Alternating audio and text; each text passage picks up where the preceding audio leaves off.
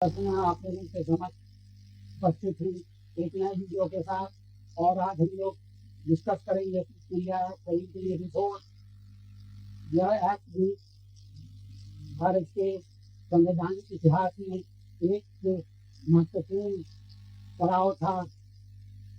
इस एक्ट के माध्यम से भी ब्रिटिश ईस्ट इंडिया कंपनी की जो एक्टिविटी है इसके ऊपर नियंत्रण करने का कार्य ब्रिटिश पार्लियामेंट ने किया। इस एक्ट के ऊपर हम लोग चर्चा करेंगे, इसकी कुछ भूमिका को जानेंगे कि किस भूमि में यह एक्ट लाया गया, इसमें ब्रिटिश सरकार ने क्या परिवर्तन किए, भारत की ईस्ट इंडिया कंपनी के ऊपर क्या परिवर्तन किए गए और इसकी क्या कमियां थी, इस पर भी हम लोग एक नजर डालेंगे। चलिए हम लोग वीडियो को शुरू करते हैं। लेकिन वीडियो शुरू करने के पूर्व पुनः आप लोगों से अनुरोध होगा कि आप वीडियो को शेयर करिए, लाइक करिए, कमेंट दीजिए और चैनल को सब्सक्राइब करते हुए बेल आइकन के बटन को प्रेस करिए। चलिए हम लोग शुरू करते हैं और बैकग्राउंड को जानते हैं। सबसे पहले कि क्या बेसिक बैकग्राउंड में ईस्ट इंडिया एक्ट 1784 लाया गया, क्या स्थिति थी और रेगुलेटिंग एक्ट 1773 के द्वारा जो एडमिनिस्ट्रेटिव मशीनरी बनाई गई थी वह 1780 आते आते वह समाप्त कर गई और इसलिए ब्रिटिश पार्लियामेंट इससे अपने आप को अलग नहीं कर सकती थी। वारेन हेस्टिंग जो बंगाल का गवर्नर जनरल था और हॉर्नबिल जो बॉम्बे का गवर्नर था, ये दोनों अपनी गतिविधियों की वजह से इंग्लिश नेशन के ऑनर और इनकी को के ऊपर इन्होंने कलंक लगाने का कार्य किया था और इनकी गतिविधियों की वजह से भारत में कंपनी की जो छवि है उस पर कलंक लग गया था। 1782 में हाउस ऑफ कॉमन्स ने एक प्रस्ताव के द्वारा वारेन हेस्टिंग और हॉर्नबिल को वापस चला लिया था। 1783 में विपक्ष के सदस्य दुंडास ने एक बिल हाउस ऑफ कॉमन्स में इंट्रोड्यूस किया था जिसमें यह कहा गया था कि ब्रिटिश क्राउन के पास यह शक्ति होगी कि वह कंपनी के मुख्य अधिकारियों को भारत से वापस दिला सके। इस बिल में यह भी प्रस्ताव किया गया था कि गवर्नर जनरल को यह अधिकार दिया जाएगा कि वह गवर्नर जनरल इन काउंसिल के डिसीजन को ओवरराइड कर सकता था और साथ ही साथ जमींदारों को कंपनसेट करने के लिए जो 5 वर्षीय लैंड रेवेन्यू कलेक्शन का कार्य वारेन हेस्टिंग्स ने कराया था, इसकी वजह से उनको हानि हुई थी, तो जमींदारों को भी कंपनसेट करने का इसमें प्रावधान किया जा रहा था। लेकिन दुंडास का यह प्रयास विफल हो गया और लेकिन इसमें जो फॉक्स नॉर्थ की जो पोजीशन मिली दिल्ली सरकार थी उस समय, इसमें वह इससे जाग गई और इसमें कंपनी के मामलों, भारत में जो कंपनी के ईस्ट इंडिया कंपनी का मामला था चल रहा था, इस पर इसने रुचि लेना शुरू किया और इसका परिणाम यह हुआ कि 2 बिल फॉक्स नॉर्थ की सरकार ने ब्रिटिश पार्लियामेंट में इंट्रोड्यूस किया। पहले बिल के द्वारा इसका यह प्रावधान किया गया था कि जो भी गलत कार्य हेस्टिंग्स के द्वारा किए गए हैं ये कार्य भविष्य में न हो यह सुनिश्चित करने के लिए बिल में प्रावधान किया गया था। दूसरे बिल का उद्देश्य कंपनी के पूरे गठन को में सुधार लाना था। यह स्पष्ट किया गया था कि कंपनी के पॉलिटिकल और कॉमर्शियल इंटरेस्ट अलग अलग हैं। ये दोनों बिल हाउस ऑफ कॉमन्स में तो पास कर दिए गए, लेकिन हाउस ऑफ लॉर्ड्स में यह बिल कर दिया गया। इसके रिजेक्शन का मुख्य कारण यह था कि किंग जॉर्ज थर्ड इस बिल के विरुद्ध में था और इसके बाद किंग जॉर्ज थर्ड ने फॉक्स नॉर्थ की मिनिस्ट्री को भी निलंबित कर दिया और जब यह कार्य दिसंबर 1783 में किंग जॉर्ज ने किया था और जब नया मंत्रिमंडल फिट्स के नेतृत्व में 1784 में बना तो फिट्स ने भी एक इंडिया बिल 1784 इस पार्लियामेंट में इंट्रोड्यूस किया, लेकिन अब फॉक्स बिल के विरुद्ध हो गया और बहुमत के पक्ष में था, इसलिए यह बिल पास ना हो सका। लेकिन इसके बाद ही ब्रिटेन में चुनाव हुए और उसमें फिर बहुत बड़ी बहुमत से वापस सरकार बनाने में सफल हुआ। और फिर ने उसके बाद फिर से इंडिया बिल को इंट्रोड्यूस किया पार्लियामेंट में, जिसे कि 1784 में ही उसे पास कर दिया गया और वह कानून का रूप अख्तियार कर लिया। अब हम लोग देखेंगे कि इसने किस तरह के परिवर्तन होम गवर्नमेंट में लाने का काम किया।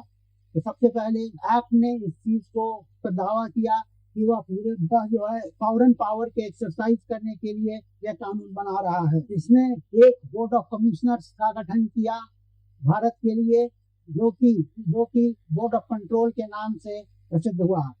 इसमें चांसलर ऑफ एक्सचेकर सदस्य थे, सेक्रेटरी ऑफ स्टेट सदस्य थे और 4 प्रिवी काउंसिलर्स थे, जिनका मनोनयन राजा के द्वारा, ब्रिटिश क्राउन के द्वारा किया जाता था। ये सभी कार्यकाल राजा की इच्छा इनका कार्यकाल राजा की इच्छा पर निर्भर करता था। एक कोरम, बोर्ड ऑफ कंट्रोल की बैठक के लिए एक कोरम भी तय किया गया था, जिससे कि इस बैठक की कार्रवाई की जा सके। सेक्रेटरी ऑफ स्टेट को इस बोर्ड का अध्यक्ष चुना गया, अर्थात प्रेसिडेंट चुना गया था। सेक्रेटरी ऑफ स्टेट को बोर्ड का प्रेसिडेंट बनाया गया। बोर्ड ऑफ कंट्रोल का यह काम था कि वह डायरेक्ट कंट्रोल और सुपरिंटेंड करे सभी गतिविधियों और चिंताओं को, जिससे कि जो सिविल और मिलिट्री गवर्नमेंट है भारत में, उस पर नियंत्रण किया जा सके और वहां से जो राजस्व प्राप्त हो रहा है उस पर निगरानी रखी जा सके।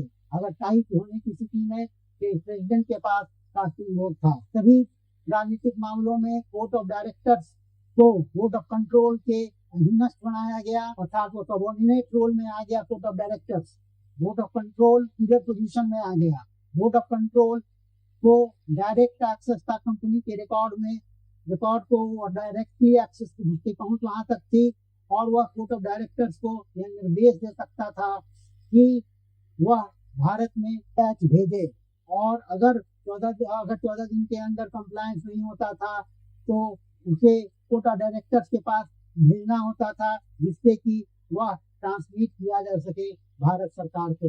बोर्ड ऑफ कंट्रोल को एक सीक्रेट कमेटी का भी गठन करना था, जिनके सदस्यों को गुप्त अनुभव जैसे कि युद्ध और शांति भारतीय राजाओं के साथ उस पर उनको चर्चा करना होता था और उसको डील करना होता था। कोर्ट ऑफ प्रोप्राइटर्स पर यह निषेध लगा दिया गया था। वे लोग कोर्ट ऑफ डायरेक्टर्स के किसी भी निर्णय को नहीं बदल सकते थे अगर एक बार बोर्ड ऑफ कंट्रोल ने उस पर अपनी स्वीकृति दे दी है। बोर्ड ऑफ कंट्रोल के कमिश्नर्स को वेतन ब्रिटिश संसद के द्वारा नहीं, ब्रिटिश सरकार के द्वारा नहीं दिया जाना था, लेकिन उन्हें उनका वेतन भारत के राजस्व से दिया जाना था, लेकिन यह वेतन 16,000 पाउंड प्रति वर्ष से ज्यादा नहीं होना था।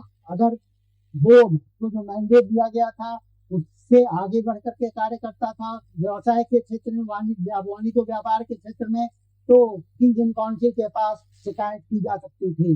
कोर्ट ऑफ डायरेक्टर्स को सिर्फ व्यवसायिक और वाणिज्य गतिविधियों के ऊपर का ही प्रबंधन करना था और साथ ही साथ उनका जो राइट टू पेट्रोनेज था वह उनके पास जारी रहा। कोर्ट ऑफ डायरेक्टर्स के पास राइट टू पेट्रोनेज अभी भी उनके पास ही था। और भारत में इसने फिट्स इंडिया एक्ट में जो परिवर्तन लाए उसके ऊपर हम लोग बात करेंगे।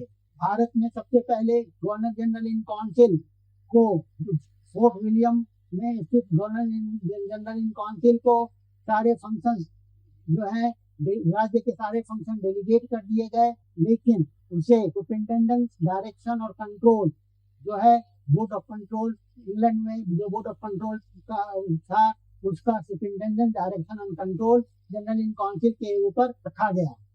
गवर्नर जनरल इन काउंसिल में अब 3 सदस्य होते, जिसमें कि कमांडर इन चीफ भी सम्मिलित था। गवर्नर जनरल को यह अधिकार दिया गया कि वह विशेष मामलों में काउंसिल के निर्णय को ओवरराइड कर सकता था। इसके पास स्थायी होने की स्थिति में कास्टिंग वोट का भी अधिकार था।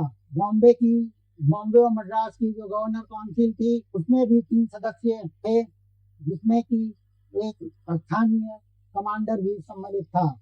इन काउंसिलर्स की नियुक्ति कोर्ट ऑफ डायरेक्टर्स के द्वारा की जाती थी, और लेकिन इनको वापस ब्रिटिश क्राउन दिला सकता था। गवर्नर जनरल इन काउंसिल के पास ये अधिकार था कि वह सुपरिंटेंड करे, डायरेक्ट करे और कंट्रोल करे सभी मैटर्स में जहाँ की युद्ध की, शांति की, राजस्व की या कूटनीति की जरूरत थी। मद्रास और बॉम्बे प्रेसिडेंसी के संदर्भ में मद्रास और बॉम्बे प्रेसिडेंसी से यह अपेक्षा थी कि वे गवर्नर जनरल इन काउंसिल के सारे डायरेक्शन और आदेशों का पालन करेंगे। अब हम लोग इसके कुछ एक्ट की कमियों के ऊपर चर्चा करते हैं। पहला तो यह था कि यह एक्ट जो है एक कॉम्प्रोमाइज का समझौता था, कंपनी और ब्रिटिश क्राउन के बीच में था, और इसमें कोर्ट ऑफ डायरेक्टर्स जो कंपनी के थे और ब्रिटिश क्राउन के बीच में यह कॉम्प्रोमाइज का समझौता था। लेकिन सभी कॉम्प्रोमाइज या समझौता में जैसा होता है, इसमें भी काफी अनिश्चितता थी। इस एक्ट के द्वारा कोई विशेष सुधार नहीं आया। जो बिल इसके पहले फॉक्स ने इंट्रोड्यूस किया था, कमोबेश उसी तरह का प्रावधान इसमें भी था। तो एक्ट ने निसंदेह कंपनी की शक्तियों को कम किया, लेकिन इसने किसी तरह की कोई ऐसी मशीनरी नहीं बनाई, ऐसा कोई तंत्र नहीं बनाया जो कि बोर्ड ऑफ कंट्रोल, जिसके माध्यम से बोर्ड ऑफ कंट्रोल भारतीय प्रशासन के से सूचना मंगा सकता था। कोई ऐसा तंत्र इस एक्ट में नहीं था जिससे कि बोर्ड ऑफ कंट्रोल सूचना को भारत से मंगा सकता था। तीसरा, कंपनी बोर्ड ऑफ डायरेक्टर्स और बोर्ड ऑफ कंट्रोल के बीच में जो कंपनी के शक्तियां थी, पावर्स थी, उसको विभाजित करके जो सेंस ऑफ रिस्पॉन्सिबिलिटी थी एडमिनिस्ट्रेशन की, वह कम कर दी गई थी। बोर्ड ऑफ डायरेक्टर्स को जहां एक और प्रशासन से बहुत कुछ लेना देना था, क्योंकि उनका फाइनेंशियल इंटरेस्ट जो है पूरी तरह से कंपनी के साथ जुड़ा हुआ था, जबकि बोर्ड ऑफ कंट्रोल का ऐसा कोई इंटरेस्ट नहीं था, ऐसी कोई दिलचस्पी नहीं थी भारत के कंपनी के प्रशासन में। तो से नुकसान कंपनी का होना था। चौथा, बोर्ड ऑफ कंट्रोल जो है थोड़े दिनों के बाद ऐसा लगने लगा कि वह एक मात्र फिक्शन की तरह कार्य कर रहा है, क्योंकि जो बोर्ड ऑफ कंट्रोल का प्रेसिडेंट था वह वास्तविक शक्ति हो गया था। बोर्ड ऑफ कंट्रोल इस तरह से देखा जाए तो वह वन मैन शो की तरह कार्य कर रहा था। दोनों के बीच अर्थात बोर्ड ऑफ डायरेक्टर और बोर्ड ऑफ कंट्रोल के बीच जो भी मतभेद होते थे उसका निपटारा जो है बोर्ड ऑफ कंट्रोल के प्रेसिडेंट और बोर्ड ऑफ डायरेक्टर्स के चेयरमैन के बीच ही हो जाता था। अन्य सदस्यों की उसमें कोई भूमिका नहीं थी। अंत में जो सिस्टम इंट्रोड्यूस किया गया था फिक्स इंडिया एक्ट के द्वारा, वो ऐसा गोल गोल घुमाने वाला और टाइम टेकिंग था, डायलेक्ट्री था कि एडमिनिस्ट्रेटिव मैटर्स उसमें उसके डिले किए हो रहे थे। कोई unity of purpose director, board of control और गवर्नर जनरल में नहीं देखा जा रहा था। एक उद्देश्य के साथ कार्य कर रहे हो board of directors, board of control और गवर्नर जनरल, ऐसा नहीं दिखाई दे रहा था। निष्कर्ष के तौर पर हम क्या कह सकते हैं कि संवैधानिक दृष्टि से फिक्स इंडिया एक्ट बहुत ही एक लैंडमार्क था, बहुत इंपॉर्टेंट घटना थी भारत के कॉन्स्टिट्यूशनल हिस्ट्री में। इसने एक नींव रखने का काम किया था, एक प्रक्रिया, जिसके बाद एक प्रक्रिया शुरू हुई, और ये इसका जो है और इस प्रक्रिया का क्लाइमेक्स हम देखेंगे कि 19वीं सेंचुरी के अंत में दिखाई देगा। एक्ट के माध्यम से parliamentary control British east India company के ऊपर और टाइट हो गया और कड़ा हो गया, और धीरे धीरे हम यह देखेंगे कि 1858 में कंपनी का एडमिनिस्ट्रेशन ब्रिटिश क्राउन ने अपने हाथों में धीरे धीरे ले लिया। यह एक प्रक्रिया इस तरह से फिक्स इंडिया एक्ट 1784 ने इसका नींव रख दिया था। इसी के साथ मैं इस वीडियो को यहाँ समाप्त करूँगा और आपसे अनुरोध एक बार फिर से करूँगा कि वीडियो को लाइक करिए, शेयर करिए, अपना कमेंट दीजिए और चैनल को सब्सक्राइब करते हुए बेल आइकन के बटन को प्रेस करिए। Thank you for watching.